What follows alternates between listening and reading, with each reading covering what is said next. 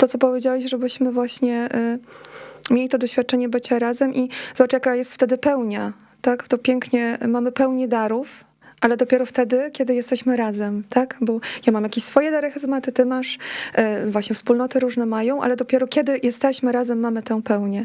Bardzo mi ujęło to, co powiedziałeś o tej wymianie darów, ale w takim kontekście myślę sobie bardziej kwestii takich duchowych, tak? Tej właśnie, wracając jeszcze do samej duchowości, do tego czasu, że czas presnodalny ma być czasem modlitwy, rekolekcji, ogromnej wymiany takich darów duchowych. Nie? Tej modlitwy wstawienniczej, jeden za drugiego. Ta przestrzeń nie jest widoczna i pewnie nam dlatego tak często umyka. No i też dlatego pewnie, że brak nam wiary albo jakieś mamy swoje trudności, nie? W tym przeżywaniu, ale ja mam ogromne doświadczenie tego, jak bardzo modlitwa wstawiennicza jednych za drugich, jak bardzo Pan Bóg tutaj ile łask udziela rzeczywiście. Wiemy sobie, często tego nie uświadamiamy.